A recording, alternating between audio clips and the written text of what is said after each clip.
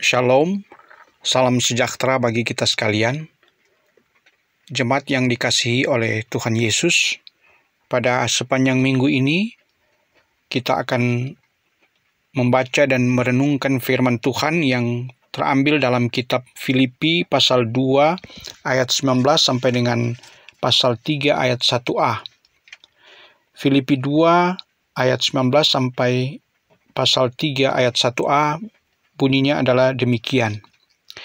Timotius dan Epafroditus. Tetapi dalam Tuhan Yesus kuharap segera mengirimkan Timotius kepadamu, supaya tenang juga hatiku oleh kabar tentang hal ihwalmu, karena tak ada seorang padaku yang sehati dan sepikir dengan aku, dan yang begitu bersungguh-sungguh memperhatikan kepentinganmu. Sebab semuanya mencari kepentingannya sendiri, bukan kepentingan Kristus Yesus. Kamu tahu bahwa kesetiaannya telah teruji, dan bahwa ia telah menolong aku dalam pelayanan Injil sama seperti seorang anak menolong bapaknya. Dialah yang kuharap untuk kukirimkan dengan segera, sesudah jelas bagiku bagaimana jalannya perkaraku. Tetapi dalam Tuhan aku percaya bahwa aku sendiri pun akan segera datang. Sementara itu kuanggap perlu mengirimkan Epafroditus kepadamu, yaitu saudaraku dan teman sekerja, serta teman seperjuanganku yang kamu utus untuk melayani aku dalam keperluanku. Karena ia sangat rindu kepada kamu sekalian dan susah juga hatinya, sebab kamu mendengar bahwa ia sakit. Memang benar ia sakit dan nyaris mati.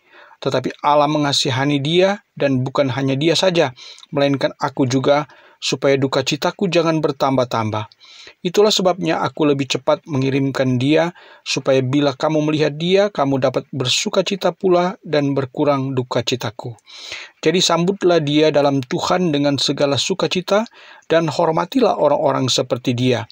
Sebab oleh karena pekerjaan Kristus ia nyaris mati, dan ia mempertaruhkan jiwanya untuk memenuhi apa yang masih kurang dalam pelayananmu kepadaku. Akhirnya saudara-saudaraku, bersukacitalah dalam Tuhan. Demikianlah sabda Tuhan, dan tema perenungan kita adalah melayani demi kepentingan Kristus. Saudara yang kekasih di dalam Tuhan, surat Filipi ini ditulis oleh Rasul Paulus di sekitar tahun 58 sesudah Masehi. Dan surat ini ia tulis ketika ia berada di dalam penjara, yang kemungkinan besar ia sementara dipenjarakan di Roma. Dan apa yang kita pelajari dari jemaat Filipi ini adalah merupakan suatu jemaat yang berada di bagian utara Yunani, berada dalam wilayah Romawi Makedonia. Dan dalam sejarah penginjilan Paulus, jemaat Filipi ini mulai terbentuk ketika Paulus mengadakan perjalanan ke Filipi bersama dengan Silas dan Timotius dalam misi penginjilannya yang kedua. Dan ada satu kisah tentang jemaat Filipi ini adalah cerita bagaimana Paulus pada waktu berada di Filipi bertemu di suatu rumah sembahyang dengan seorang pedagang bernama Lydia. Dialah yang kemudian menerima Paulus dan kawan-kawan, dan kemudian akhirnya Paulus dan kawan-kawan bisa melayani orang-orang yang ada di Filipi. Jemaat Kristen yang ada di Filipi terdiri dari jemaat-jemaat yang bukan Yahudi. Ada juga orang Yahudi tapi sangat sedikit, dan juga ada orang-orang yang disebut dengan orang-orang yang takut akan Allah. Mereka inilah satu jemaat yang terbentuk di Filipi. Dan kita juga bisa mempelajari bagaimana orang-orang atau jemaat yang ada di Filipi juga telah membantu misi pelayanan Paulus dengan memberikan sumbangan kasih untuk memenuhi kepentingan atau keperluan dari Paulus dan kawan-kawan. Dan itu dibawa oleh Epafroditus. Mereka mengutus Epafroditus untuk memberikan sumbangan bagi pelayanan Paulus dan kawan-kawan. Dan dalam surat ini ia mengutus Timotius untuk bisa melayani jemaat di Filipi. Bagi dia, Timotius adalah seorang teman yang sangat setia dalam pelayanan. Dia selalu melayani untuk kepentingan Kristus. Dan Timotius sudah dianggap seperti anak oleh Paulus, karena Paulus mengatakan bahwa Timotius selalu sehati sepikir dengan dia.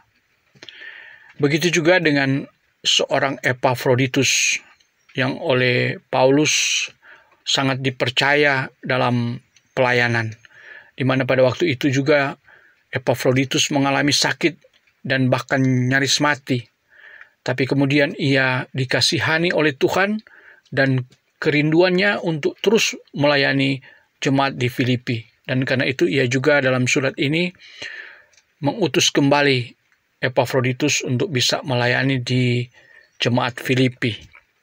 Dari gambaran yang kita baca dari surat Filipi ini menunjukkan bagaimana adanya kerjasama saling melengkapi para pelayan Tuhan, di mana Paulus, Timotius, Epafroditus, dan masih banyak lagi teman-teman juga Paulus yang saling menopang di dalam pelayanan. Ini suatu keharmonisan di dalam melayani, dan sangat luar biasa mereka melakukan itu dengan senang hati dan selalu melayani untuk kepentingan Kristus dan bukan untuk kepentingan pribadi. Apa yang juga dirasakan dalam pelayanan ini, di mana jemaat yang sudah terlayani juga mengucap syukur dengan membantu pelayanan. Inilah yang perlu kita pelajari dari surat Filipi ini, tentang suatu bentuk-bentuk pelayanan yang saling melengkapi. Dalam pelayanan gereja tentu kita memiliki peran masing-masing.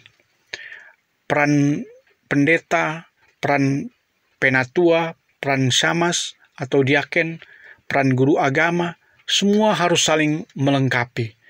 Dalam peran masing-masing tentu tidak membawa kepentingannya masing-masing, tidak membawa kepentingan pribadi, tetapi mengutamakan kepentingan Kristus. Jadi kita melayani itu adalah melayani untuk kepentingan Kristus.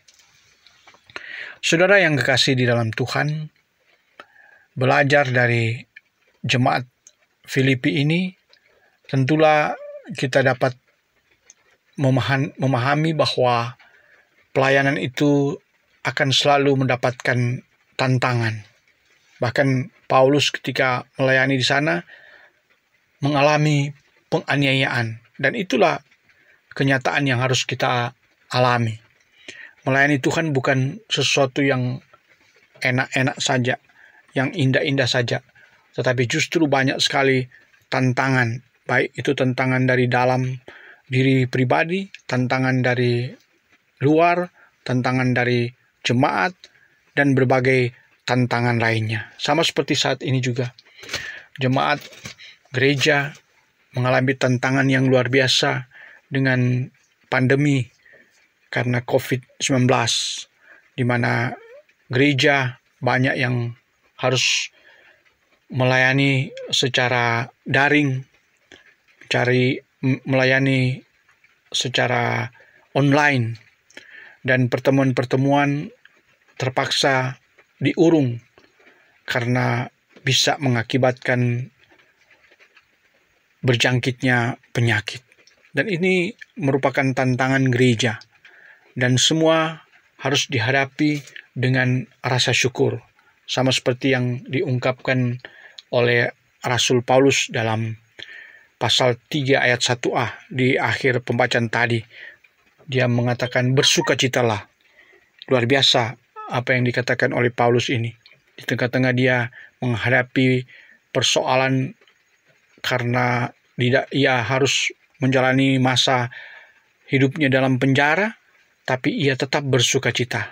Bahkan dia masih bisa untuk melayani lewat mengorganisir teman-temannya agar bisa melayani jemaat-jemaat.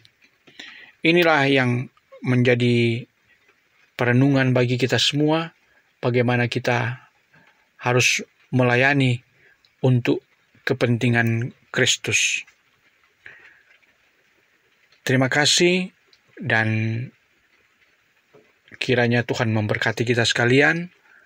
Dan kepada teman-teman, kepada jemaat yang belum subscribe channel saya ini, silakan subscribe agar kita saling melayani, saling membantu dalam pelayanan kita masing-masing. Terima kasih, Tuhan memberkati.